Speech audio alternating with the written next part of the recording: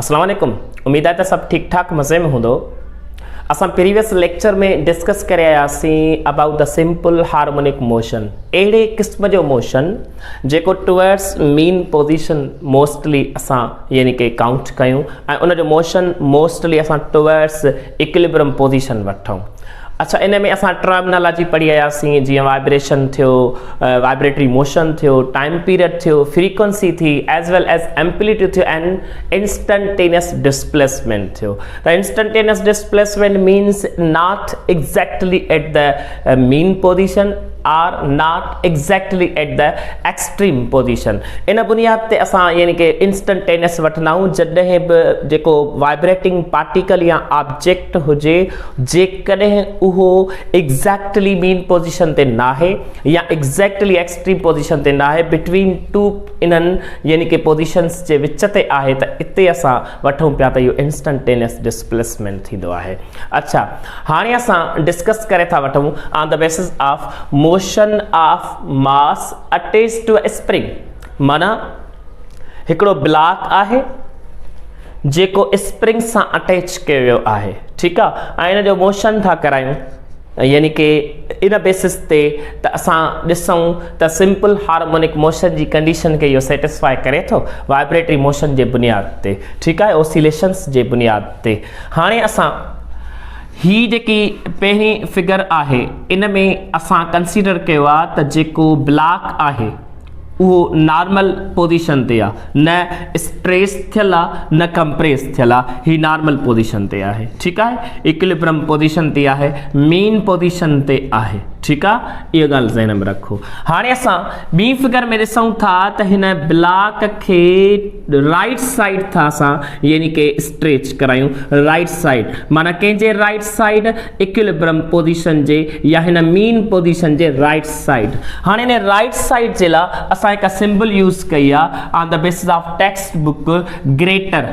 हाणे ग्रेटर जो इहो मतिलबु न आहे त वधीक, इते इहा कॉन्सेप्ट वरितो वियो आहे त माना चई सघूं था त मीन पोजीशन खां वधीक, मीन पोजीशन खां वधीक, हा, इन सेंस में असां चई सघूं था त मीन पोजीशन खां मथे वियो हलियो, वधीक वियो हलियो, ग्रेटर वियो हलियो, माना राइट साइड, हा, ईअं चई सघूं था, ठीकु आहे। ऐं जेकॾहिं असां कंप्रेस था कयूं त कंप्रेस था कयूं त हिन मीन पोजीशन जे घटि, माना लेफ्ट साइड आहे, इन करे असां चवंदासीं बाबा ही घटि टुवर्ड्स लेफ्ट साइड, माना इहो मीन पोजीशन जे घटि आहे, नेगेटिव साइड आहे, ठीकु आहे। इन सेंस में असां कैलकुलेशन करे वठंदासीं त छा वाकई असांजो जेको सिंपल हार्मोनिक मोशन जे बुनियाद ते स्प्रिंग में जेको मास अटैच कयो आहे, छा इहो हुक्स लॉ खे ओबे करे थो ऐं वाइब्रेटरी मोशन खे ओबे करे थो, छा इन मास जी जेको स्प्रिंग सां अटैच्ड आहे इन जी एक्सीलरेशन टुवर्ड्स मीन पोजीशन आहे, छा इहो असां यानी कि प्रूफ कंदासीं मैथमेटिकली बि एक्सप्रेशंस जे बुनियाद ते,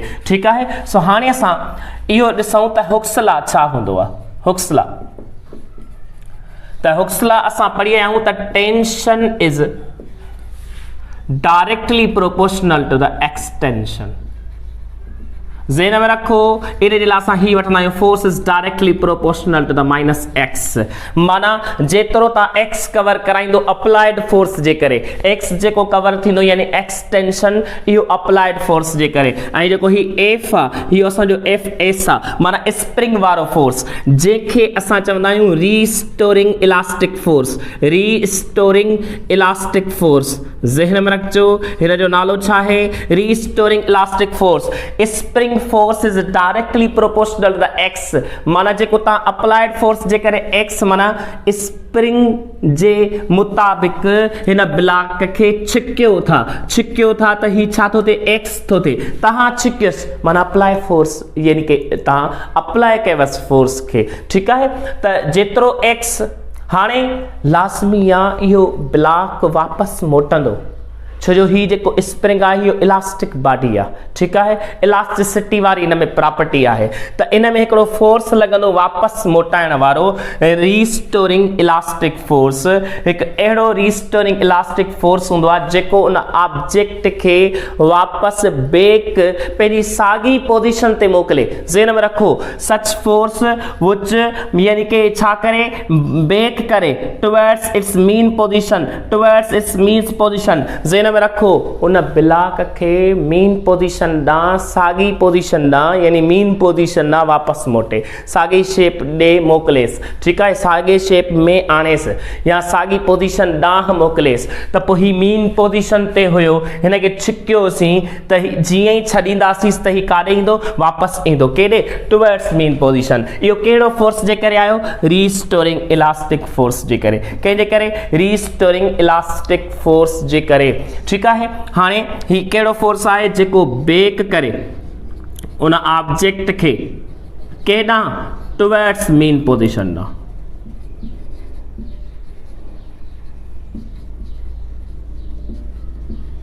त इन फोर्स जे करे छा कंदो उहो ऑब्जेक्ट बेक थींदो केॾे टुवर्ड्स मीन पोजीशन ॾे त such kind of force is known as restoring elastic force ठीकु आहे जेके असां हिन सां कैलकुलेशन कंदा आहियूं त प्रोपोर्शनलिटी हटाए इक्वलिटी साइन ॾेई कांस्टेंट ॾींदासीं हिन माइनस खे ॿाहिरि कढी रखियोसीं एक्स दिस इज द यानी कि force what restoring elastic force या spring force we can say the spring force ठीकु आहे हाणे हिते सेंस आहे त जेकॾहिं ही एफ एक्स असांजो ग्रेटर देन ओ आहे माना ओरिजिन पॉइंट आहे या मीन पोजीशन खां वधीक आहे मथे आहे ठीकु आहे राइट साइड आहे त हिते फोर्स जी यानी कि कंडीशन छा थी सघे थी असां चई सघूं था त फोर्स जेको हूंदो उहो लेस हूंदो कंहिंखां ओ खां माना असांजे हिन मीन पोजीशन खां यानी कि लेफ्ट साइड ईंदो left side toward left side जे लाइ असां कहिड़ी सिंबल यूज़ कई आहे लेस देन वारी ठीकु आहे लेस देन वारी माना मीन पोजीशन खां हिन तरफ़ इन जे करे फोर्स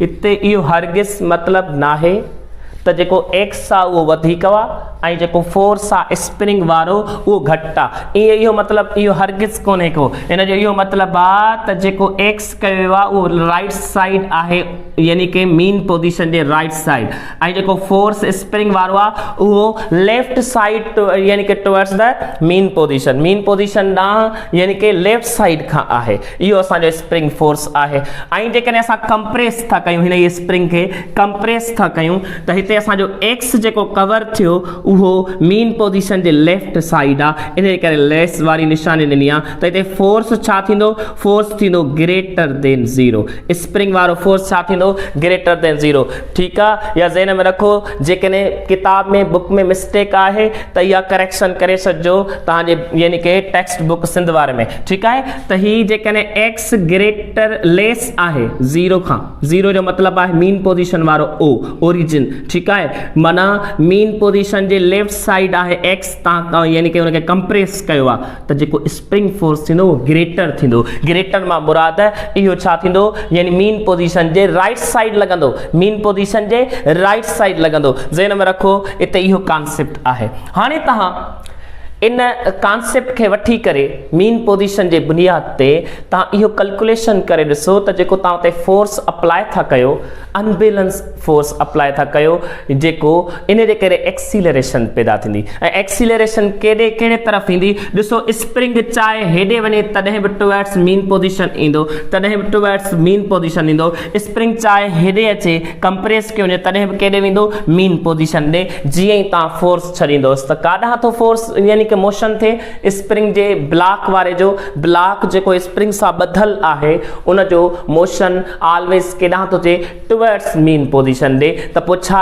अहिड़े क़िस्म जो मोशन SHM सां बिलोंग करे थो त हाणे असां ॾिसी था वठूं इन जी एक्सीलरेशन सां कॉन्सेप्ट वठूं हाणे तव्हां हिते हिकिड़ो इहो फोर्स लॻायो ॿियो फोर्स तव्हां जेको अप्लाई कयो applied force which is equal to the MA वारो फोर्स लाज़मी आहे हिन ब्लॉक जो मास आहे इन ते तव्हां छा अप्लाई कयो फोर्स हिन में छा पैदा थी हूंदी एक्सीलरेशन हाणे एक्सीलरेशन अव्हां खे उहा फाइंड कराइणी आहे हिते जेका रीस्टोरिंग फोर्स जे बुनियाद ते थिए ठीकु आहे त हाणे हीअ रीस्टोरिंग फोर्स आहे ऐं इन्हनि ॿिन्ही जे फोर्स खे every action has equal and opposite reaction त ही ॿई फोर्सिस पाण में छा कबा इक्वल कबा बैलेंस कबा ठीकु आहे कंपेयर कयो ॿिन्ही फोर्सिस खे त हिन जो वैल्यू थी वेंदो MA is equal to minus KX असांखे एक्सीलरेशन खपे एम हिते छा थो करे मल्टीप्लाई हेॾे वञी डिवाइड कंदो त acceleration is equal to the -K/M into में X ठीकु आहे हाणे के ऐं एम छा आहिनि एक्चुअली इहे कांस्टेंट आहिनि। असां पढ़ी आया आहियूं जॾहिं बि प्रोपोर्शनलिटी हटाइबी आहे इक्वल जी साइन ॾिबी त पोइ को न को कांस्टेंट ईंदो आहे। ईअं ई हिते जेकॾहिं कांस्टेंट हटायूं ऐं इक्वल जी साइन हटायूं त असां चवंदासीं त हिते प्रोपोर्शनल साइन अची वेंदी -x सां। त ॾिसो हिते प्रूफ थी वियो acceleration is directly proportional to the -x। त यानी कि जेको रीस्टोरिंग फोर्स जे करे जेका एक्सीलरेशन पैदा थींदी उहा ऑलवेज केॾांहुं ईंदी टुवर्ड्स मीन पोजीशन। x जो मतिलबु आहे एक्सटेंशन जेकी तव्हां x कवर कराई आहे अप्लाइड फोर्स जे करे। माइनस साइन जो मतिलबु आहे त जेका एक्सीलरेशन आहे ऑलवेज टुवर्ड्स मीन पोजीशन आहे, माना x हेॾे आहे त ही जेकी एक्सीलरेशन पैदा थींदो आहे टुवर्ड्स मीन पोजीशन थींदी। छा थींदी? Towards mean position. ठीकु आहे, त इन सेंस में असां यानी कि कॉन्सेप्ट वठंदासीं त ही जेको कॉन्सेप्ट आहे इहो असांजो कहिड़े बुनियाद ते आहे त एक्सीलरेशन टुवर्ड्स मीन पोजीशन आहे। ठीकु आहे, एक्सीलरेशन टुवर्ड्स मीन पोजीशन आहे त इहो सेंस आहे, नोट करे वठो। हाणे असां अॻियां यानी कि कॉन्सेप्ट थोरो ॿियो वठूं त मीन पोजीशन जे बुनियाद ते एक्सीलरेशन किथे वधीक आहे किथे घटि आहे। शाबाश, नोट करे वठो, स्क्रीन शॉट कढो। जी त असां माना सम्झोसीं इन ॻाल्हि मां त acceleration is directly proportional -x जो मतिलबु आहे त जेका एक्सीलरेशन आहे टुवर्ड्स मीन पोजीशन आहे। इन मां साबित थो थिए त कोई जेको मोशन आहे स्प्रिंग जे बुनियाद ते इहो SHM सां बिलोंग थो करे। छा सां थो बिलोंग करे? SHM सां। ज़हन में रखो SHM जे लाइ ज़रूरी आहे त वाइब्रेटरी मोशन थिए, टुवर्ड्स मीन पोजीशन वारो मोशन थिए, हुक्स लॉ खे ओबे करे, ऐं ही जेकी एनर्जी आहे इन जी लॉस न थियणु घुरिजे। उन जे लाइ ज़रूरी आहे त जेको स्प्रिंग आहे या सॼो सिस्टम आहे इहो फ्रिक्शन लेस हुजे। असां डिस्कस करे आयासीं प्रीवियस इहे पॉइंटूं। ठीकु आहे, हाणे असां इहो था डिस्कस कयूं त मीन पोजीशन ते असांजो कहिड़ी क्वांटिटी फिज़िकल क्वांटिटी या कहिड़ो वेरिएबल असांजो जेको आहे उहो मैक्सिमम किथे हूंदो या मिनिमम किथे हूंदो, मीन पोजीशन ते छा हूंदो वधीक ऐं एक्सट्रीम पोजीशन ते छा हूंदो वधीक। त हिते मां इन स्प्रिंग जे बुनियाद ते ई हॉरिजॉन्टल मोशन जे बुनियाद ते ई लाइन ड्रा करायां थो ऐं वर्टिकल जे बुनियाद ते हिते ई नॉर्मल लाइन शो थो करायां। इहा लाइन शो थी करे छा खे? इहा मीन पोजीशन वारे पॉइंट खे, O खे। ठीकु आहे, त this is called mean position, we can say the equilibrium position. हाणे मीन पोजीशन वटि तव्हां सभिनी खे ख़बर आहे त हिन मीन पोजीशन वटि कहिड़ी शइ हूंदी आहे? x जेकॾहिं 0 आहे त according to Hooke's law force is directly spring force is directly proportional to the -x। जेकॾहिं x 0 आहे त स्प्रिंग फोर्स बि न लॻंदो, माना 0, त फोर्स बि स्प्रिंग वारो रीस्टोरिंग वारो फोर्स छा हूंदो? 0 हूंदो, because according to law x extension ई 0 आहे त पोइ स्प्रिंग फोर्स बि 0 ई हूंदो। ठीकु आहे, त पोइ जेकॾहिं स्प्रिंग फोर्स 0 आहे त एक्सीलरेशन जेका हूंदी उहा बि 0 हूंदी। त ज़हन में रखो x मीन पोजीशन ते 0 हूंदो त फोर्स बि स्प्रिंग वारो 0 हूंदो ऐं एक्सीलरेशन बि मीन पोजीशन ते 0 हूंदी आहे। ठीकु आहे, जीअं जीअं स्प्रिंग असां यानी कि हेॾे वधायूं या हेॾे वधायूं, माना फ्रॉम मीन पोजीशन खां एक्सट्रीम पोजीशन ॾांहुं, चाहे उहो राइट साइड वञूं या लेफ्ट साइड वञूं। ठीकु आहे, त this is the extreme position. Extreme position. ठीकु आहे, त हाणे हिते जेको एक्सट्रीम पोजीशन ॾांहुं वञूं था त असां आस्ते आस्ते फोर्स अप्लाई था कयूं। ठीकु आहे, त हिन जी वेलासिटी यानी कि जीअं बि आहे आस्ते आस्ते अपोजिट फोर्स जे करे हुन जी वेलासिटी छा थींदी वेंदी? घटिजंदी वेंदी। वेलासिटी डिक्रीज़ थींदी वेंदी। तव्हांजो एक्सट्रीम पोजीशन ते ऑब्जेक्ट जस्ट स्टॉप थी वेंदो। इन जे करे velocity at the extreme position ते छा हूंदी? 0 हूंदी। हाणे इते जेकॾहिं वेलासिटी 0 आहे त काइनेटिक एनर्जी बि छा हूंदी? 0 हूंदी। काइनेटिक एनर्जी बि छा हूंदी? 0 हूंदी। ऐं मोमेंटम माना काइनेटिक एनर्जी 0 मां मतिलबु मिनिमम हूंदी। We can say the 0 because velocity 0 consider था कयूं त पोइ असांजी काइनेटिक एनर्जी बि छा हूंदी? 0 हूंदी। ठीकु आहे, जेकॾहिं वेलासिटी मिनिमम कंसीडर कंदासीं त काइनेटिक एनर्जी मिनिमम चवंदासीं। मोमेंटम छा हूंदो? मोमेंटम बि 0 हूंदो बिकॉज वेलासिटी 0 आहे त मोमेंटम बि छा हूंदो? 0 हूंदो। हाणे हिते एक्सट्रीम पोजीशन ते ऑपोजिट फोर्स जॾहिं बि वर्क डन अगेंस्ट कंहिं फोर्स जे थींदो आहे त जेका एनर्जी काइनेटिक मोशन वारी हूंदी आहे उहा कन्वर्ट थींदी आहे पोटेंशियल एनर्जी में। त एक्सट्रीम पोजीशन ते कहिड़ी एनर्जी जेका हूंदी उहा वधीक हूंदी, असां चवंदासीं त जेकी पोटेंशियल एनर्जी आहे उहा मैक्सिमम हूंदी। ठीकु आहे, जेकॾहिं काइनेटिक एनर्जी 0 आहे या मिनिमम आहे त ड्यू टू द वेलासिटी त चवंदासीं पोटेंशियल एनर्जी मैक्सिमम हूंदी। ठीकु आहे, हाणे हिते ॿियो कॉन्सेप्ट, छा इन एक्सट्रीम पोजीशन ते फोर्स जेको रिस्टोरिंग आहे उहो वधीक हूंदो? हा वधीक हूंदो, बिकॉज ही जेको तव्हां एक्स कवर करायो आहे उहो वधि में वधि कवर करायो आहे, यानी जेके तव्हां मैक्सिमम डिस्प्लेसमेंट चई सघो था, जेको एम्पलीट्यूड हूंदो आहे एक्सट्रीम पोजीशन ताईं। हाणे जेतिरो एक्स ओतिरो restoring force according to Hooke's law, जेतिरो एक्स ओतिरो रिस्टोरिंग फोर्स या स्प्रिंग फोर्स, त पोइ जेतिरो एक्स कवर करायो ओतिरो माना मैक्सिमम असांजो एक्सट्रीम पोजीशन ते फोर्स स्प्रिंग छा हूंदो आहे? मैक्सिमम हूंदो आहे। ज़हन में रखो, मैक्सिमम छा ते हूंदो आहे? असांजो एक्सट्रीम पोजीशन ते स्प्रिंग वारो force, because of x is greater, x is maximum आहे। छा आहे? एक्स मैक्सिमम आहे, दैट्स वाई असांजो स्प्रिंग फोर्स बि छा लॻंदो? वापसि मोटण वारो फोर्स बि ओतिरो वधीक लॻंदो, छो जो एक्स तव्हां वधीक कवर करायो आहे। ठीकु आहे, त पोइ जेकॾहिं रिस्टोरिंग फोर्स यानी स्प्रिंग फोर्स वधीक आहे त पोइ एक्सीलरेशन बि छा हूंदी? मैक्सिमम हूंदी। ठीकु आहे, एक्सीलरेशन में छा हूंदी? मैक्सिमम हूंदी। त इहे सभु पॉइंटूं तव्हांखे नोट करणु घुरिजनि। मोमेंटम छा हूंदो आहे? 0। काइनेटिक एनर्जी छा हूंदी आहे? 0। वेलोसिटी छा हूंदी आहे? 0। एक्सट्रीम पोजीशन ते पोटेंशियल एनर्जी छा हूंदी आहे? मैक्सिमम। ऐं रिस्टोरिंग फोर्स या स्प्रिंग फोर्स या इलास्टिक रिस्टोरिंग फोर्स छा हूंदो आहे? मैक्सिमम। एक्स छा हूंदो? अंडरस्टूड आहे, एक्स कवर करायो एक्सट्रीम पोजीशन ते मैक्सिमम डिस्प्लेसमेंट आहे, that is called amplitude. And acceleration is also restoring force जे करे जेकॾहिं रिस्टोरिंग फोर्स वधीक आहे त एक्सीलरेशन बि छा हूंदी? मैक्सिमम हूंदी। त हाणे अचो हिन ॾे, हिते ॿुधायो त काइनेटिक एनर्जी छा हूंदी या वेलासिटी छा हूंदी? वेलासिटी वधीक हूंदी, वेलासिटी वधीक हूंदी एट द यानी कि छा कहिड़ी पॉइंट ते, यानी कि असांजी मीन पोजीशन ते वेलासिटी मैक्सिमम हूंदी। वेलासिटी मैक्सिमम, वेलासिटी ते 0 आहे, आस्ते आस्ते ते 0 1 2 3 4 5 अची जेका हिट कंदी मीन पोजीशन खां, तॾहिं त तव्हां ॾिसंदा हो त ड्यूट इनर्शिया वरी ही हिते इक्विलिब्रियम पोजीशन ते कोन बीहंदी आहे, ड्यूट इनर्शिया काॾे हली वेंदी आहे? हिन तरफ़ हली वेंदी आहे। त इहा वेलासिटी रिस्टोरिंग फोर्स जे करे या पोटेंशियल एनर्जी जे करे, जेका पोटेंशियल एनर्जी आहे उहा सॼी छा में कन्वर्ट थींदी आहे? काइनेटिक एनर्जी में। इन जे करे हिते मीन पोजीशन ते काइनेटिक एनर्जी मैक्सिमम एक्सपीरियंस थींदी आहे। छा थींदी आहे? मैक्सिमम एक्सपीरियंस, छो जो हिन पॉइंट तां रिस्टोरिंग फोर्स वधीक लॻण जे करे जेकी काइनेटिक एनर्जी थींदी उहा छा थींदी? वधीक थींदी वेंदी।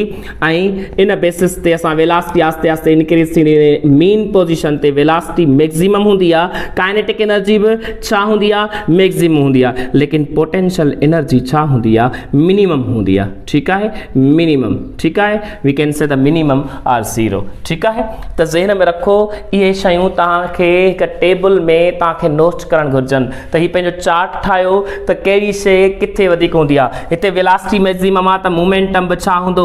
मैक्सिमम हूंदो। मोमेंटम बि छा हूंदो? मैक्सिमम हूंदो।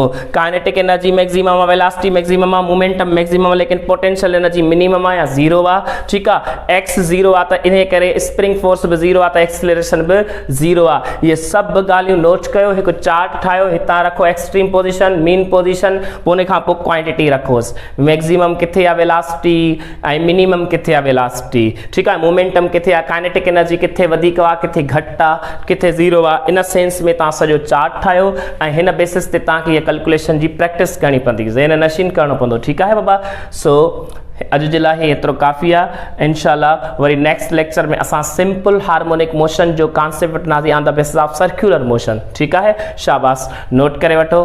Thank U.